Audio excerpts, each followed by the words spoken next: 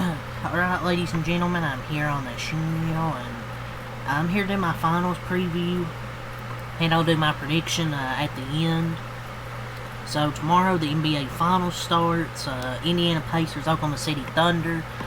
I'm not going to go over what I went over a few days ago. I gave my opinion why I think this finals will be good, and that the kind of the casuals are kind of just shitting on it, or just NBA fans.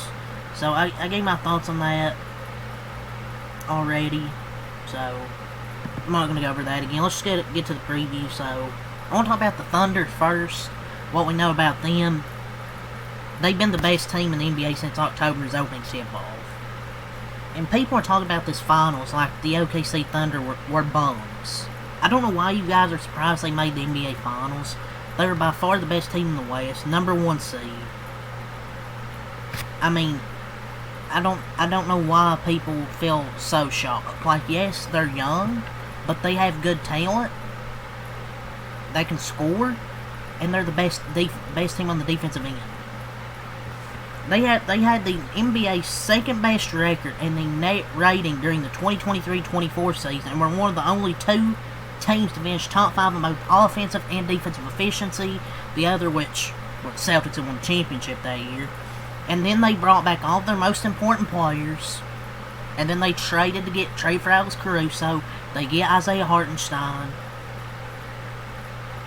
And the Thunder finished second in points scored per possession. They're a really good offense, and first in points allowed per possession. According to Cleaning the Glass, Hartenstein averaged a double-double to go with nearly 4 assists and a block in about 20 minutes a game, and shooting 58% from the field and holding opponents to 56% shooting at the rim. Caruso knocked down 3-pointers at a league average clip on higher volume than Josh Giddey had. Posted a near 4-to-1 assist to turnover ratio. Was arguably arguably the most disruptive individual defender in the NBA on per minute basis, and that's going to work. Shai Gilgeous was the league's premier driver and most elusive scorer. I know we can sit here, complain about the free throws, free throw merchant, yada yada yada yada, but he did win MVP, and he's a dynamic scorer.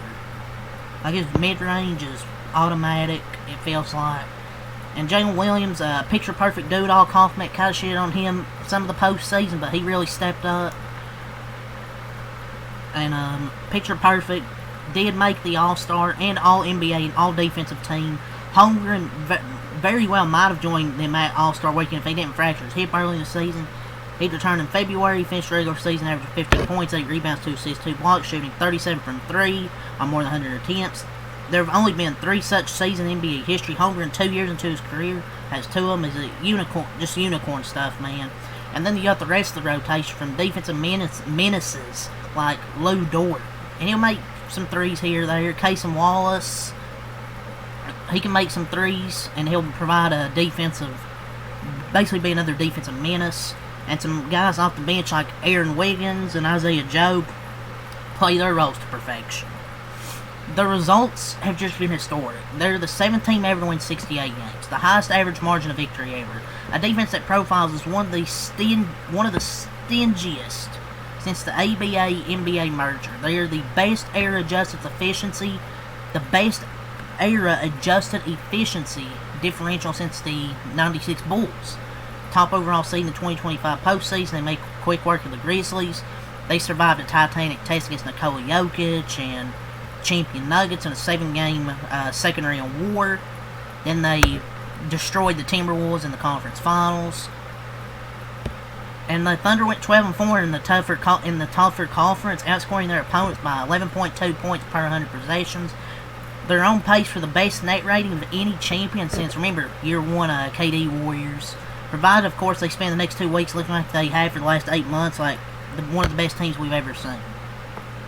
They're arguably, I would say, the best defense, one of the best defensive ever, statistically. I'm not saying they are, but statistically, they are. Let's talk about the Pacers. People act like the Pacers are a fluke, and they're damn sure not a fluke. I do not know why some people are surprised they made the finals. They made the Eastern Conference Finals last year and had a bunch of close games with the Celtics. I mean, yes, they got swept, I think, but it was still the games were close. This year, I mean, I'm not surprised they made the finals. I didn't predict it, but I am not surprised. There's plenty of pundits dismissed their run to the conference finals in 2024 as a product of merely taking advantage of, I guess, Avengers stars. Like, that carried over in 2025 to some people, like with the Bucks having the Damian Lillard injury, but they still would have beat the Bucks. The Cavs, they had some injuries, but the thing is, you gotta win you have to win those games. Just because people are injured, you still gotta go up there and play and win.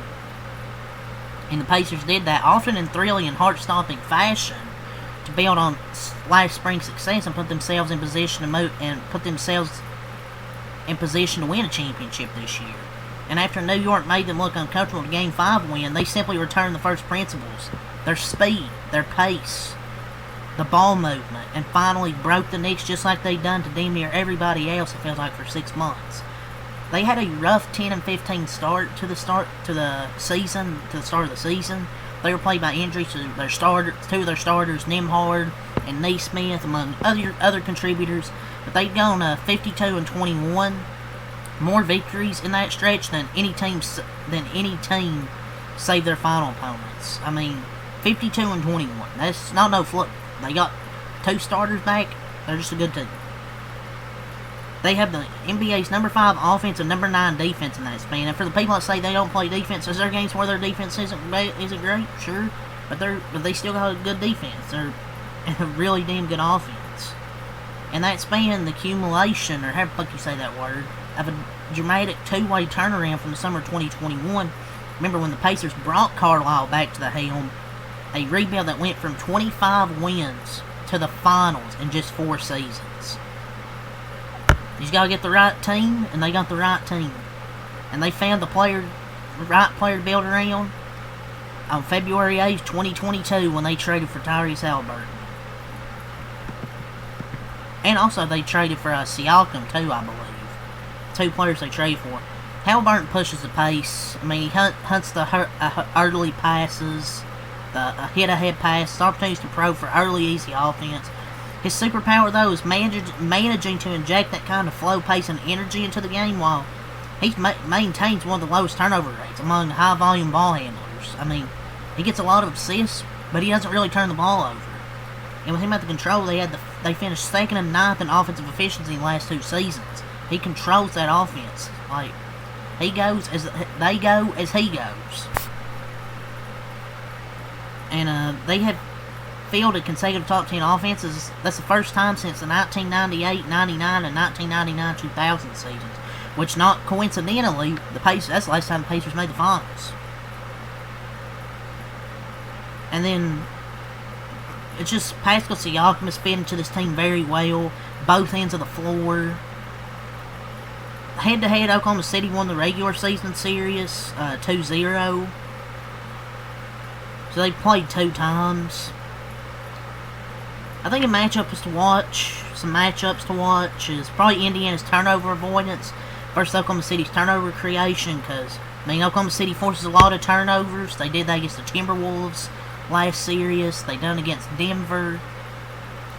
And Indiana normally they haven't really turned the basketball over a lot in this postseason. There hasn't been a game where they've really turned it over that much. So, that's the thing to watch. Tyrese Haliburton, it's going to be interesting to watch, because he normally doesn't turn the ball over a lot. He gets a lot of assists. That's going to be a thing to watch.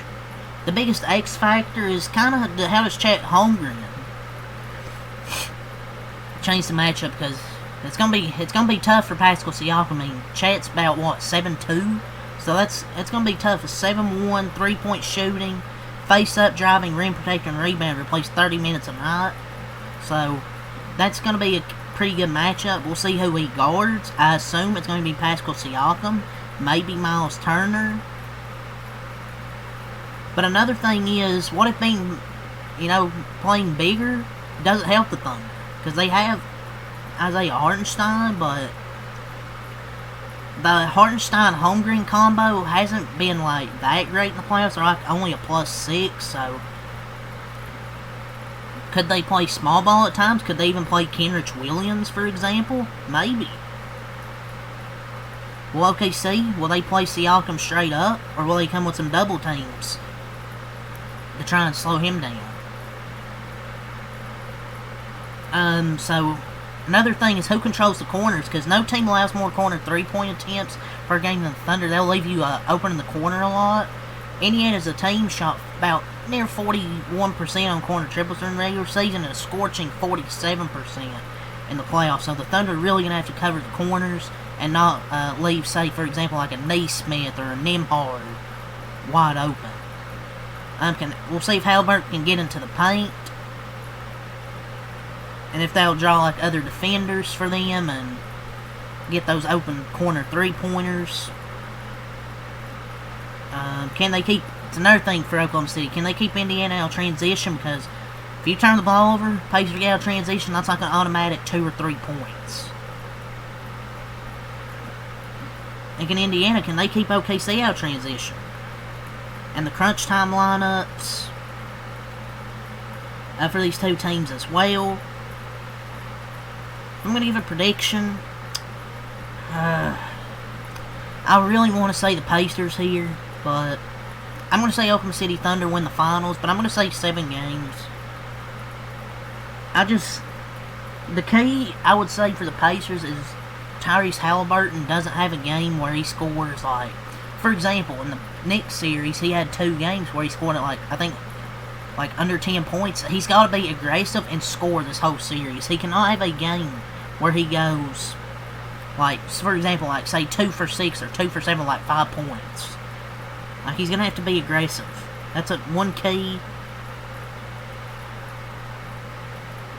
That's really the only other key I have for Pacers, but yeah, I'm going to say Oklahoma City Thunder wins. So, yeah. Leave a like, subscribe for more. Leave your prediction in the comments below. Until next time, Alkaline, peace, and I'll be here tomorrow for Game 1.